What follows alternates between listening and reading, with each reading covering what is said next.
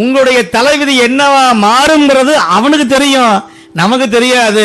தெரிஞ்சவன் தான் டென்ஷன் ஆகணுமே தவிர தெரியாதவன் கூலா இருந்துகிட்டு போயிடணும். இப்ப நாளைக்கு உங்களுக்கு ஆக்சிடென்ட் ஆக போகுதுன்னு தெரிஞ்சுன்னு வச்சுக்கோங்க, நீங்க நிம்மதியா இருப்பீங்களா? ஐயோங்க. ஆனா தெரிஞ்சவன் யாரு இருக்கா உள்ள, அவனுக்கு தெரியுமா இல்லையா எல்லாமே நமக்கு என்ன? அப்ப அவன் பாருங்க நிம்மதியா இருக்கிறான். எல்லாம் தெரிஞ்ச அவனே டென்ஷன் ஆகாம இருக்கிறான். ஒண்ணுமே தெரியாத நம்ம ஏன் டென்ஷன் ஆகணும்? நாளைக்கு நடந்தா அதை பார்த்துக்கலான்னு நீங்க ஜாலியா இருக்கணும்.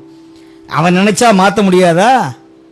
இன்னைக்கு வந்து கும்பிட்டான்டா என்ன, இன்னைக்கு வந்துட்டான் இன்னைக்கு, அதனால அவனுக்கு நாளைக்கு அந்த நிலைமை வராதுடான்னு மாத்திருவான். அதைத்தான் சிவ வழிபாடு செய்யும். அவன் திருவடியை பிடிங்க, வேற எவன் திருவடியும் பிடிக்காதீங்க. சிவன் திருவடியை பிடியுங்கள், சிவன் திருவடியை பிடியுங்கள்.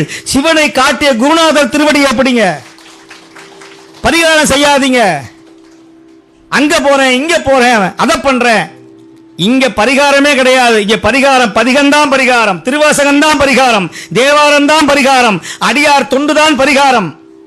இங்க பரிகாரமே கிடையாது. சுவாமியை வணங்குங்க, அடியாருக்கு சோறு போடுங்க, பெருமானை வழிபடுங்க, வேற பரிகாரமே தேவை கிடையாது.